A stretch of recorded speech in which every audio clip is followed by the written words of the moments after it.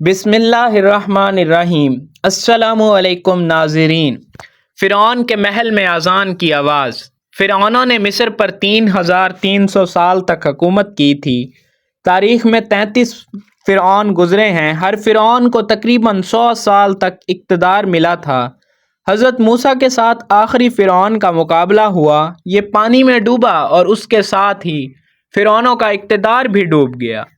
فرعون ختم ہو گئے اور ریت نے ان محلات کو ڈھانپ لیا۔ یہ ریت کے چھوٹے بڑے ٹیلے بن گئے۔ ان ٹیلوں کے ارد گرد لکسر کا شہر آباد ہو گیا۔ ان ٹیلوں میں سے کسی ایک ٹیلے پر ایک چھوٹی سی مسجد بنا دی گئی۔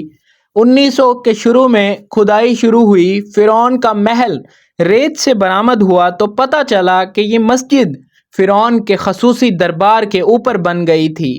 یہ مسجد آج تک قائم ہے۔ اوپر مسجد اور نیچے فرعون کا دربار ہے۔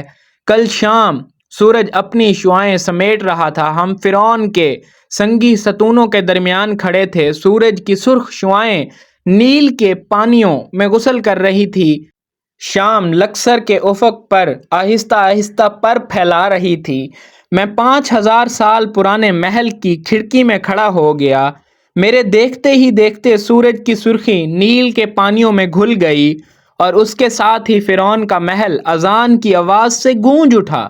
میں نے زندگی میں ہزاروں اذانیں سنی ہیں، لیکن فرعون کے محل میں اذان کی آواز کا اپنا ہی سرور تھا۔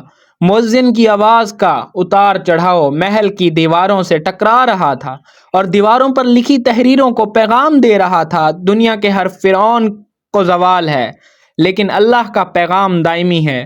اس دنیا میں اشہد اللہ الہ الا اللہ کے سوا ہر چیز فانی ہے۔ مجھے اذان کی اس آواز میں فرعون کا مجسمہ اداس دکھائی دیا۔ مجھے محسوس ہوا جیسے وہ اپنے گزرے تکبر پہ نوحہ کی نہ ہو۔